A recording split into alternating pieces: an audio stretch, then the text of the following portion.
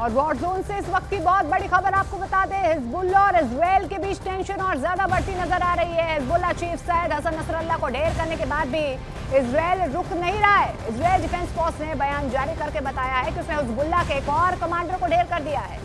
Hezbollah की preventive security unit के commander और हिजबुल्लाह के सेंट्रल काउंसिल के सदस्य आतंकवादी नबील काउफ को मार गिराया गया है। इजराइल ने फाइटर जेट से इस हमले को अंजाम दिया है, जिसमें आतंकवादी नबील काउफ मारा गया है। तो इजराइल की तरफ से लगातार घातक हमले हो रहे हैं, एक के बाद एक हिजबुल्लाह को झटके लग रहे हैं और ऐसे में आने वाले दिनों में हिजबुल्लाह की और ज्यादा परेशानियां बढ़ सकती हैं, क्योंकि इजराइल ने एक और दावा किया है कि उनके प्रिवेंटिव सिक्योरिटी यूनिट का कमांडर नबील भी मारा गया है। और हसन नसरल्लाह को खत्म करने के बाद भी इजराइल ने जंग जारी रखने का फैसला किया है। कल से अब तक इजराइल की सेना ने लेबनान पर कई हमले किए हैं। उधर हिजबुल्लाह ने बदला लेने का ऐलान कर दिया है, तो ईरान और यमन ने अंजाम भुगतने की चेतावनी दी है। अब सवाल यह है कि इजराइल और हिजबुल्लाह की जंग कहां पर जाकर रुकेगी।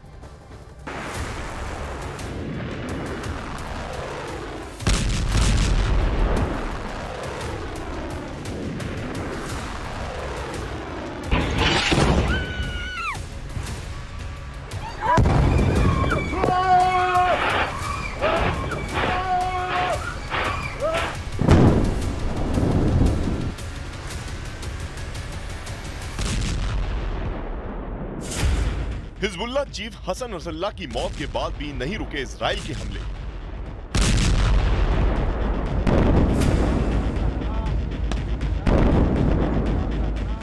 दिन के उजाले में लेबनान पर गिरी इजराइल की मिसाइल। रात में भी जारी रहा इजराइल का लेबनान पर हमला। हसन नसरल्लाह की मौत के बाद हिजबुल्लाह और ईरान के लिए आगे का रास्ता क्या है? हिजबुल्लाह ने इजराइल के खिलाफ जंग जारी रखने की बात कही है, तो इजराइल का लेबनान पर हमला जारी है।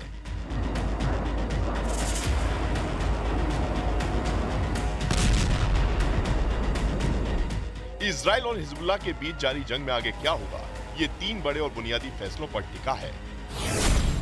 पहला, अब हिजबुल्लाह क्या करेगा। दूसरा, ईरान क्या करेगा। और तीसरा और सबसे बड़ा, इजराइल क्या करेगा। इजराइल अपने सबसे करीबी अमेरिका और दूसरे सहयोगी देशों के युद्ध विराम के प्रस्ताव को दरकिनार कर अपना इरादा साफ कर चुका है, लेकिन इजराइल और अमेरिका के बीच अंदर खाने क्या प्लान हो रहा है, इसकी साफ तस्वीर अभी दुनिया के सामने नहीं है। नसरल्लाह के खात्मे के बाद भी इजराइल ने हिजबुल्लाह पर अपना हमला जारी रखने का फैसला लिया है। आईडीएफ ने साफ कर दिया है कि उसके हमले तब तक जारी रहेंगे जब तक हिजबुल्लाह की तरफ से मिसाइल हमलों का खतरा दूर नहीं हो जाता। हिजबुल्लाह ने साफ कर दिया है कि वो सरेंडर नहीं करेगा। मतलब ये कि अगर इजराइल को हिजबुल्लाह के हमलों के खतरे को दूर करना है तो उसे लेबनान में जमीन पर अपनी सेना उतारनी होगी। और इजराइल की सेना ने अपने मकसद को हासिल करने के लिए पैदल सेना के एक्सरसाइज के कई वीडियो भी जारी किए, लेकिन जमीन पर जंग लड़ना इजराइल के लिए आसान नहीं होगा, क्योंकि ये बात गाजा और हमास की नहीं है।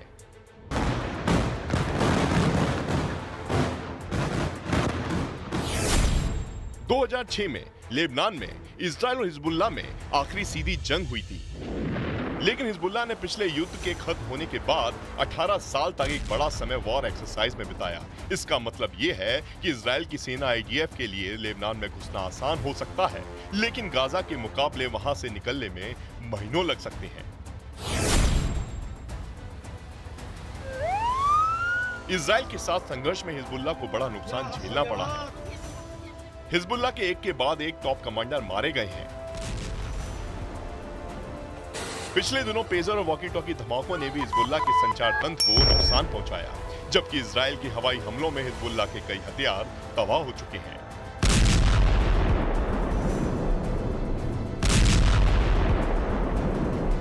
बावजूद इसके हिजबुल्लाह ने इजराइल के खिलाफ जंग जारी रखने का फैसला किया है। उसके पास अभी भी हजारों लड़ाके हैं जिन्हें सीरिया में जंग लड़ने का अनुभव है और वो बदला लेने की बात कह रहे हैं। हिजबुल्लाह के पास ईरान से मिले मिसाइलों का एक बड़ा जखीरा है, जिसमें सटीक निशाना लगाने वाले लंबी दूरी के हथियार हैं। वो तेल अवीव और इजराइल के दूसरे शहरों को निशाना बना सकते हैं। लेकिन अगर हिजबुल्लाह ने इजराइल की हवाई सुरक्षा को चकमा देकर इजराइल के शहरों को निशाना बनाया तो इजराइल विनाशकारी और सबसे बड़ा युद्ध लॉन्च कर सकता है।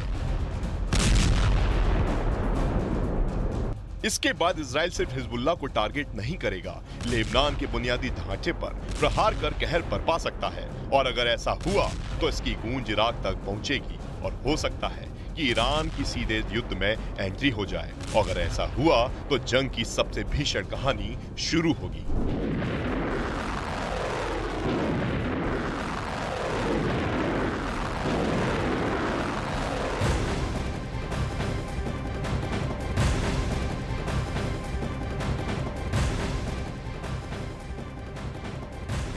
और इजरायली हवाई हमले में हसन नसरल्लाह की मौत के बाद अब उसके ममेरे भाई हाशिम सफीदीन को हिजबुल्लाह की कमान मिल सकती है। दावा तो ये भी किया जा रहा है कि हाशिम को हिजबुल्लाह का नया चीफ बनाया जा सकता है। हाशिम लेबनान में हिजबुल्लाह का सीनियर लीडर है और हिजबुल्लाह के एग्जीक्यूटिव काउंसिल का प्रमुख है। इतना ही नहीं, हाशिम जिहाद काउंसिल का चेयरमैन भी है, जिसे यूएस स्टेट डिपार्टमेंट ने 2017 में आतंकवादी घोषित किया था। नसरल्लाह का ममेरा भाई हाशिम अब हिजबुल्लाह की कमान संभाल सकता है।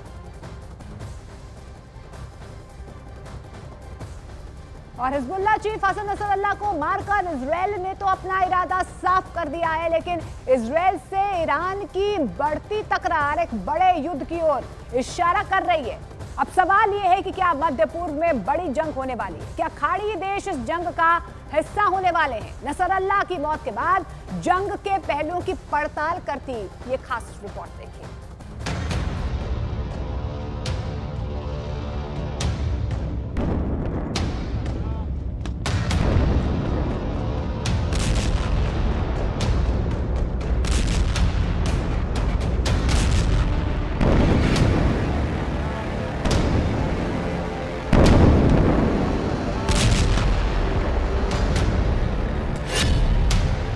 इजराइल से सीधा युद्ध करेगा ईरान।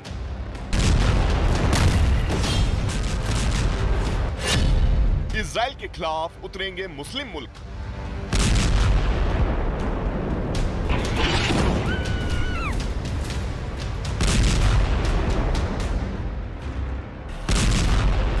इजराइल ने अपना इरादा, वादा और कायदा सब समझा दिया है। हसन नसरल्लाह की मौत के बाद इजराइल के प्रधानमंत्री बेंयामिन नेतन्याहू ने दो टूक शब्दों में कहा कि हसन नसरल्लाह आतंकी था, इजराइल का दुश्मन था, जिसके खात्मे के साथ हिसाब बराबर हो गया है। Yesterday, the state of Israel eliminated the arch murderer Hassan Nasrallah. We have settled accounts with someone who is responsible for the murders of countless Israelis and many nationals of other countries, including hundreds of Americans and dozens of French. Nasrallah was not just another terrorist. He was the terrorist. He was the axis of the axis, the main engine of Iran's axis of evil. He and his people were the architects of the plan to destroy Israel. He was not only operated by Iran, he also frequently operated Iran. शुक्रवार को UNGA में Netanyahu ने नक्शे पर दो तस्वीर दिखाई। एक तस्वीर को उन्होंने श्राप और दूसरे को आशीर्वाद बताया और अमेरिका के न्यूयॉर्क से ही फोन पर हिजबुल्लाह चीफ के खात्मे का ऑर्डर दिया। डंके की चोट पर इजराइल ने हसन नसरल्लाह के मारे जाने का ऐलान किया। Map of a curse. It's a map of an arc of terror that Iran has created and imposed from the Indian Ocean to the Mediterranean. Iran's malignant arc has shut down international waterways. It cuts off trade. It destroys millions, destroys nations from within, and inflicts misery on millions. मतलब Israel ने जिसे अपना दुश्मन माना उसे मारकर हिसाब बराबर किया। लेकिन सवाल है कि क्या इजराइल का अगला कदम क्या होगा? इसे नेतन्याहू के यूएनजीए में दिखाए नक्शे से समझा जा सकता है।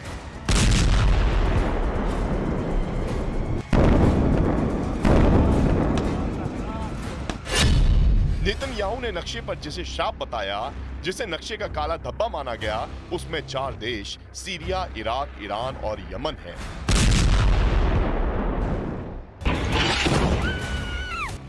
लेकिन नेतन्याहू ने अपने दिखाए नक्शे को अमल करना शुरू कर दिया तो क्या होगा? हिजबुल्लाह चीफ हसन नसरल्लाह की मौत के बाद ईरान, यमन और इराक के लोग आग बबूला है। इन देशों के लोगों को लग रहा है कि इजराइल और अमेरिका उनका अस्तित्व मिटाने में लगे हुए हैं। لشهيدنا العزيز ولرفاقه الشهداء السابقين في لبنان وفلسطين أننا ثابتون صابرون محتسبون وأن دماءهم لن تذهب هدرا। उधर ईरान का लेबनान और हिजबुल्लाह से गहरा रिश्ता रहा है। ईरान अभी सीधे युद्ध में नहीं उतरा है, लेकिन अपनी नाराजगी जाहिर कर चुका है। ईरान के सुप्रीम लीडर नसरल्लाह की मौत की कीमत इजराइल को भुगतने की चेतावनी दे रहे हैं। लेबनान के लोग वो समय नहीं भूले हैं जब दमनकारी शासक के सैनिक बेरूत की तरफ बढ़ रहे थे और हिजबुल्लाह ने उन्हें रोका था। इस बार भी हड़पने वाले और दमनकारी दुश्मन को पछतावा होगा। इस्माइल हनिया की मौत हमास के लिए जितना बड़ा झटका था, नसरल्लाह का मारा जाना हिजबुल्लाह के लिए उससे भी बड़ा झटका है। हनिया तब मारा गया जब वो गाजा में नहीं था, जबकि नसरल्लाह लेबनान में ही था। इस्माइल हनिया की मौत के बाद भी ईरान ने इजराइल पर लॉन्ग रेंज की मिसाइल से हमला किया था, जिसे इजराइल ने नाकाम कर दिया था। लेकिन उस वक्त ईरान ने सीधे युद्ध की धमकी दी थी और अभी भी ईरान के तेवर नहीं है। ऐसे में कहना गलत नहीं होगा कि एक चिंगारी पूरी की पूरी खाड़ी को आग में झोंक सकती है।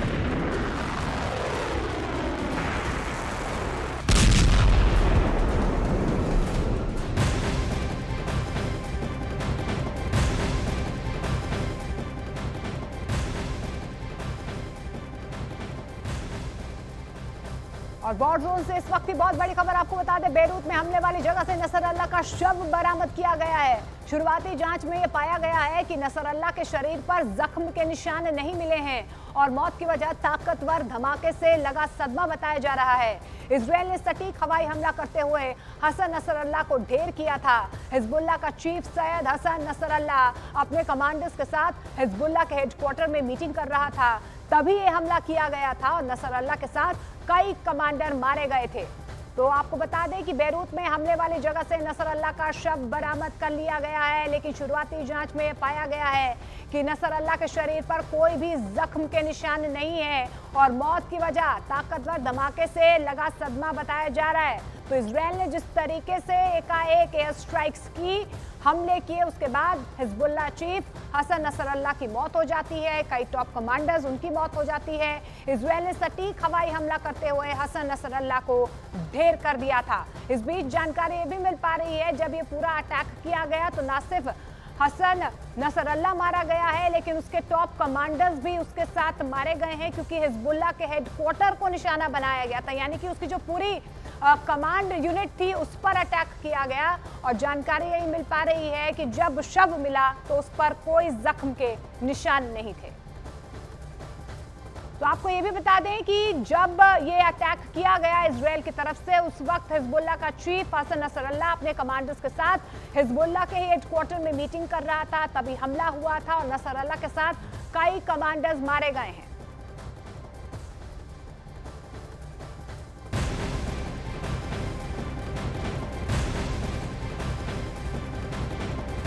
और इस बीच आपको बता दें कि नसरल्लाह की मौत के बाद अरब मुल्कों में बहुत ज्यादा गुस्सा देखा जा रहा है और खास तौर पर इजराइल इस समय लेबनान, ईरान, यमन और गाजा से हो रहे हमलों को झेल रहा है। तो आप देखिए जिस तरीके से अटैक किया गया, उसके बाद से अब दुनिया भर से जो खतरा है, क्या वो इजराइल पर आने वाला है, क्योंकि ईरान ने पहले ही चेतावनी जारी कर दी है। क्योंकि यहाँ ये देखिए, लेबनान पर जिस तरीके से इजराइल की तरफ से हमले किए जा रहे हैं, उसके बाद से क्या सीरिया, क्या ईरान, क्या इराक, क्या उनका गुस्सा और ज्यादा भड़क सकता है, क्योंकि कहा यही जा रहा है कि अब कई मोर्चों पर जो है ये पूरा युद्ध जो है अब शुरू हो गया है और ऐसे में ये युद्ध और ज्यादा खूंखार हो सकता है। क्योंकि जानकारी तो यही मिल पा रही है कि गाजा में जो हमले झेल रहे हैं उनका माकूल जवाब भी दिया जा सकता है, लेकिन जिस तरह से हालात पैदा हो रहे हैं उससे पूरी दुनिया को डर है कि विश्व के इस हिस्से में जो ज्वालामुखी बनने जा रही है वो दुनिया को दो हिस्सों में बांट भी सकता है और तीसरे विश्व युद्ध का खतरा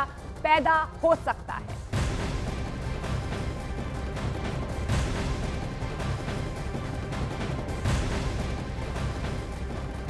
वहीं आपको बता दें 24 घंटे में एक बार फिर से इजरायली सेना ने लेबनान पर अटैक किया, जिसमें 33 लोगों की मौत की खबर सामने आ रही है। 195 लोगों के जख्मी होने की खबर सामने आई है।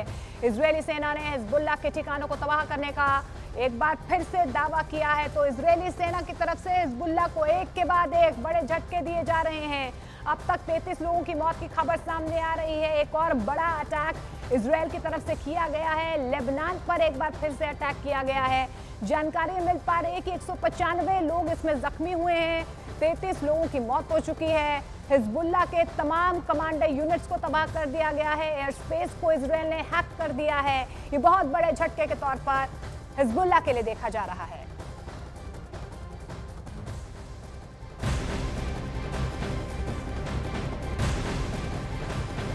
तो हिजबुल्लाह चीफ हसन नसरल्लाह की मौत के बाद नेतन्याहू का एक बयान सामने आया है। नेतन्याहू ने कहा है कि इजरायली सेना के हमले में नसरल्लाह मारा गया है। हसन नसरल्लाह सैकड़ों लोगों की मौत का जिम्मेदार था, जिससे हमने अपना हिसाब किताब बराबर कर लिया है। तो नेतन्याहू की तरफ से ये साफ तौर पर कहा गया है कि हमने माकूल जवाब दे दिया है। ये हत्यारा था हसन नसरल्लाह, जिसके साथ हमने अपना हिसाब किताब बराबर कर लिया है। हसन सैकड़ों लोगों की मौत का जिम्मेदार था, ये नेतन्याहू की तरफ से कहा गया है। नसरल्लाह से जो हमारा हिसाब था उसे हमने बराबर कर दिया है।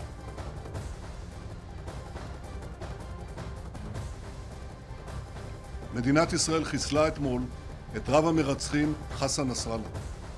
סגרנו חשבון עם מי שאחראי לרצח אין ספור ישראלים ואזרחים רבים של מדינות אחרות, כולל מאות אמריקנים ועשרות צרפתים. ולכן בתחילת השבוע הגעתי למסקנה שהמכות העוצמתיות שצה"ל הנחית על חיזבאללה בימים האחרונים, המכות האלה לא יספיקו. חיסולו של נסראללה और हसन नसरल्लाह को मारने का फॉर्मूला भी बहुत ज्यादा खतरनाक साबित हुआ है। नेतन्याहू और उसकी सेना ने क्यों ये फॉर्मूला अपनाया, ये देखकर आप भी हैरान रह जाएंगे। रिपोर्ट देखिए।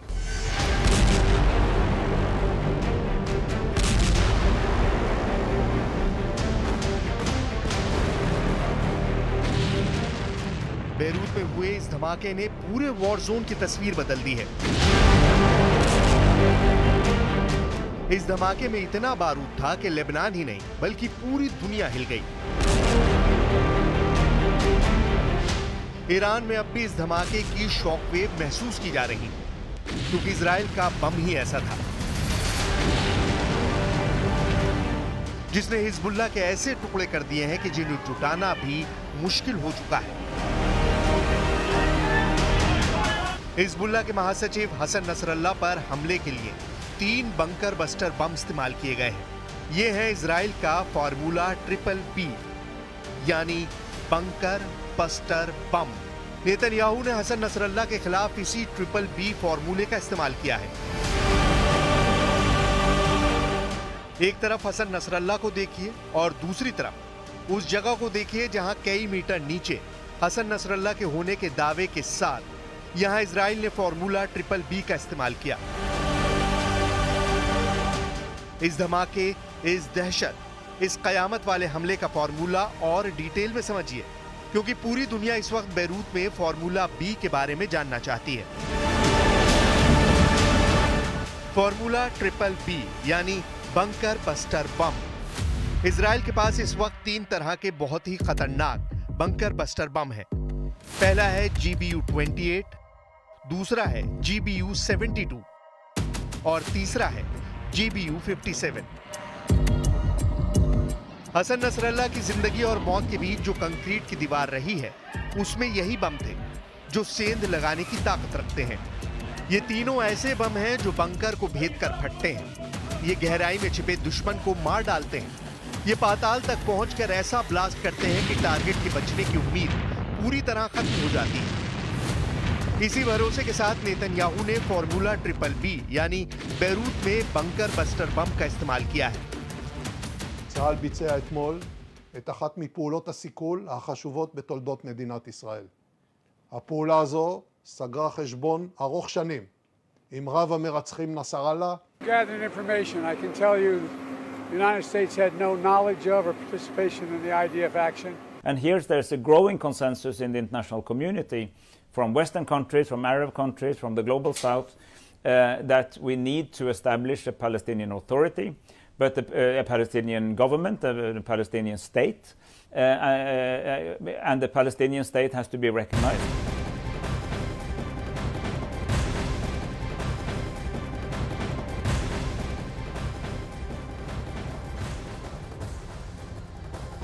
और हिजबुल्लाह के चीफ नसरल्लाह को ढेर करने के बाद इजराइल ने लेबनान में ग्राउंड ऑपरेशन और ज्यादा तेज कर लिया है। लेबनान पर एक्शन के लिए इजराइल ने 1 लाख रिजर्व सैनिक रखे हैं और साथ ही इजराइल ने सैकड़ों टैंक और आर्म्ड व्हीकल लेबनान की सीमा के पास तैनात कर दिए हैं। इसके अलावा गाजा से कुछ ब्रिगेड्स को भी बुलाया गया है। इतना ही नहीं, इजराइल ने अपने फाइटर जेट्स को रेडी टू अटैक मोड में तैयार रखा है, यानी कि इजराइल की तरफ से जमीन से लेकर आसमान तक पूरी तैयारी प्लानिंग कर ली गई है। हिजबुल्लाह को एक के बाद एक झटके इजराइल की तरफ से लग रहे हैं।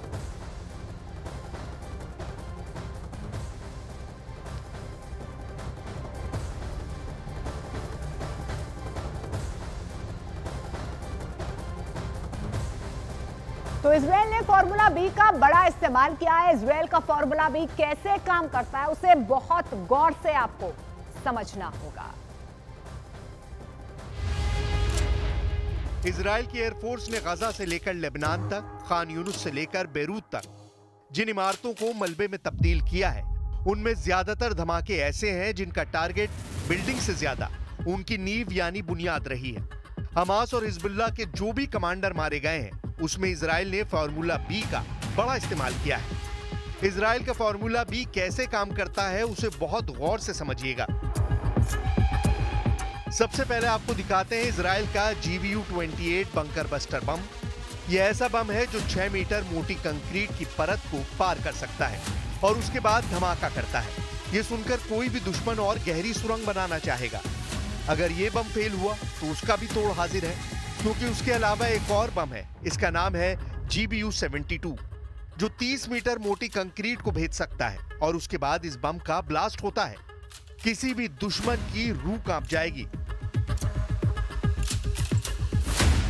दावा किया जा रहा है कि इजराइल ने हसन नसरल्लाह के खिलाफ GBU-72 बम का ही इस्तेमाल किया है और उसकी स्ट्राइक 100% कामयाब भी हुई है। GBU-72 2,2500 किलो का बम है और इजराइल ने हमास के खिलाफ इस बम को गाजा में कई बार इस्तेमाल किया है। अगर ये नाकाम साबित भी हुआ तो इसका जवाब भी इजराइल के पास है, क्योंकि उसका तीसरा बम सबसे ज्यादा खतरनाक है और इससे कोई भी नहीं बच पाएगा। ये बम इसकी पूरी गारंटी देता है। ये बम है GBU-57। ये सबसे खतरनाक बम है जो 60 मीटर की सतह को भेदने के बाद तबाही मचाता है, यानी जमीन के 60 मीटर गहराई में छिपना भी मौत से नहीं बचा पाएगा।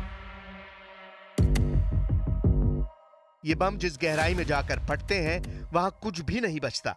मिसाल के तौर पर जब 30 मीटर की गहराई में किसी सुरंग में 1000 किलो विस्फोट फटेगा, यह अंदाजा तो लगाया जा सकता है कि ये कैसे पूरा अंडरग्राउंड बंकर या सुरंग एक बार में ढह जाएगी और वहां छुपा दुश्मन कितना भी सुरक्षित महसूस क्यों ना करे, वो मारा जाएगा।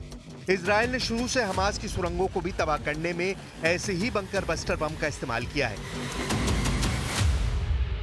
ये इजराइल का बड़ा हथियार साबित हुआ है। סיימתי כעת הערכת מצב ואישור תוכניות בפיקוד הצפון. צפויים לנו ימים מאתגרים. כוחות צה"ל נמצאים במוכנות שיא, בהגנה ובהתקפה, בכל הזירות ומוכנים להמשיך.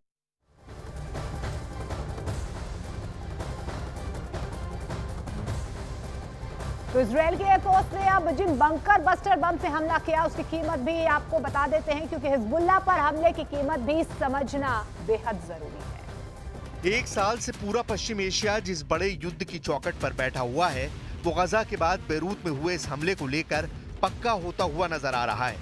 गाजा पट्टी के बाद लेबनान भी इजराइल की बमबारी में खंडर बनता जा रहा है। हिजबुल्लाह के कमांडर हसन नसरल्लाह को कैसे टारगेट किया गया, इसे समझने के लिए नसरल्लाह की लोकेशन समझिए। हिजबुल्लाह का हेडक्वार्टर लेबनान की राजधानी बेरूत में है। बेरूत में दाहिया नाम का इलाका है जो हिजबुल्लाह का सबसे मजबूत गढ़ माना जाता है। यहाँ पर करीब 150 फीट गहरा बंकर है और यही 2006 से हिजबुल्लाह चीफ हसन नसरल्लाह का घर रहा है। हसन नसरल्लाह को 2016 के बाद से खुले आसमान के नीचे नहीं देखा गया है। यानी पिछले 8 साल से नसरल्ला बंकर में ही रहा है। आखिरी बार 2016 में हसन नसरल्ला को पब्लिक के बीच देखा गया था। अब तक हसन नसरल्ला का पब्लिक के बीच आना अचानक हुआ। कहते हैं कि इसके बारे में उनके सुरक्षा कर्मियों को भी आखिरी पलों में बताया जाता है। हसन नसरल्ला के साथ बंकर में 19 सुरक्षाकर्मी हमेशा उसकी हिफाजत करने के लिए तैनात रहते हैं। हसन नसरल्ला के बंकर का दरवाजा कहां से खुलता है, किन गलियों से बंकर का रास्ता है, इसके बारे में हिजबुल्लाह के चुनिंदा लोगों को ही जानकारी रही है और वो हिजबुल्लाह के सबसे खास लोग माने जाते हैं। ऊपर इजराइल के ड्रोन और विमान जरूर मंडराते हैं, लेकिन जमीन के नीचे बैठे नसरल्ला के बारे में उनको भनक तक नहीं लगती थी। यही वजह है कि हसन नसरल्ला पिछले 8 सालों से अपने बंकर में ही रहा। लेकिन इस बार बेंयामिन नेतन्याहू ने हिजबुल्लाह के महासचिव की मौत की गारंटी मांगी थी। न्यूयॉर्क में बैठे नेतन्याहू ने इजराइल की वायुसेना को फार्मूला बी लागू करने का ऑर्डर दिया और फिर इजराइल ने बंकर बस्टर का बहुत ही प्लानिंग से इस्तेमाल किया। पहले वीडियो में देखिए कि बेरूत में कैसे धमाका हुआ। एक के बाद एक कई बम गिराए गए, कई ब्लास्ट हुए। ये साफ साफ देखा जा सकता है। अब ऐसे धमाकों का एक ही जगह होना क्या बताता है, इसे बहुत गौर से समझिएगा, क्योंकि यहीं पर इजराइल का फार्मूला बी लागू करने का तरीका भी आपको समझ में आ जाएगा। स्टेज 1 में पहले इजराइल ने GBU-28 बंकर बस्टर फायर किया और ऐसे कई बम गिराए गए। इसके बाद स्टेज 2 में इजराइल ने GBU-72 बंकर बस्टर फायर किया और इसमें ही उसने अपने ऑपरेशन न्यू ऑर्डर के कामयाब होने का दावा कर दिया। We thought I wanted to express our condolences and solidarity with Lebanese people, and we'll be, of course, very interested to get your assessments. उसे तीसरा बंकर बस्टर GBU-57 दागने की नौबत ही नहीं आई। इजराइल की बमबारी में 3 तरह के फाइटर जेट इस्तेमाल किए गए हैं। F-16 से लेकर F-15 और F-35 पर बंकर बस्टर बम लोड किए जाते हैं और फिर उनसे बेरूत और दक्षिणी लेबनान में बमबारी की जाती है। इजराइल के एयरफोर्स ने अब जिन बंकर बस्टर बम से हमला किया है उनकी कीमत भी जान लीजिए, क्योंकि हिजबुल्लाह पर हमले की कीमत भी समझनी जरूरी है। बेरूत में हिजबुल्लाह के टारगेट पर जो बम इस्तेमाल किए गए हैं उनकी कीमत 10 करोड़ रुपए से लेकर 30 करोड़ रुपए तक होती है। ऐसे बम को उन्हीं टारगेट पर इस्तेमाल किया जाता है जहां दुश्मन की मौत की 100% गारंटी होती है।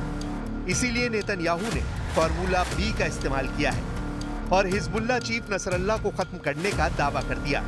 हमास के सुरंग नेटवर्क को तो इजराइल भेजने में 30% ही कामयाब रहा है, लेकिन लेबनान में उसने रिहायशी इमारतों को टारगेट बनाने में कोई कमी नहीं की। अब सबकी नजर बेरूत पर भी है और तेहरान पर भी है। कौन सा सिग्नल आएगा और फिर क्या वो सिग्नल युद्ध भड़काएगा या फिर इस धमाके के बाद हिजबुल्लाह खामोश बैठ जाएगा?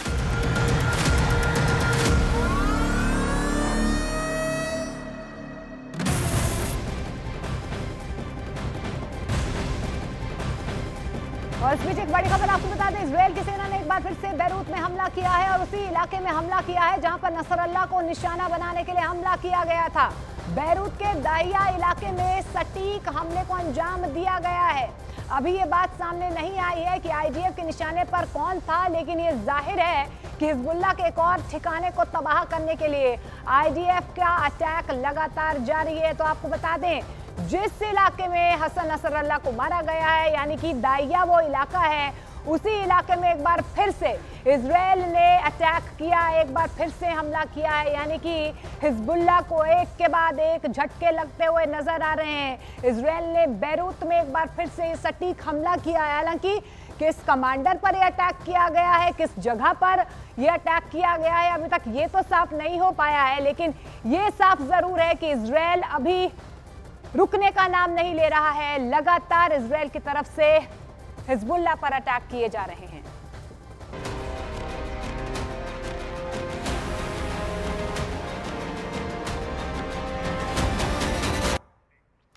इधर हसन नसरल्ला मारा गया है तो नसरल्ला की मौत पर जम्मू कश्मीर में भी सियासत गर्मा गई है। पूर्व CM महबूबा मुफ्ती ने आज अपने सभी कार्यक्रम रद्द कर दिए हैं, तो उनकी बेटी और उम्मीदवार इल्तिजा मुफ्ती ने नसरल्ला को शहीद बता दिया। वहीं उमर अब्दुल्ला ने कहा है कि भारत के प्रधानमंत्री को शांति बहाल करने के लिए इजराइल पर दबाव डालना चाहिए। उधर बीजेपी ने कहा है कि वे पार्टियां आतंकवाद की समर्थक हैं। दर्द है। आप जानते हैं हसन नसरुल्लाह साहब जो थे उनको कल कैसे इजराइल ने मारा, असैसिनेट किया, वो शहीद हुए। तो मैंने तभी अपना कैंपेन स्टार्ट करने से पहले उनका भी जिक्र किया। वी फील वेरी सैड क्योंकि उनने जहाँ भी दुनिया में खास तौर से गाज़ा में जुल्म सितम हुआ उसके खिलाफ उनने एक्शन लिया, बात की। So our hearts are full of sadness. Commander Nasrullah, उसकी मौत पर महबूबा मुफ्ती को इतनी तकलीफ क्यों है? जब बांग्लादेश में हिंदुओं का कत्लेआम होता है तब इनकी आवाज़ बंद हो जाती है। आज इजराइल पर हमला करने वाला हजीबुल्लाह, उसका कमांडर अगर मारा जाता है तो ये एक दिन के लिए प्रचार बंद कर देती है। ये घड़ियाली आंसू हैं, मगरमच्छ के आंसू हैं।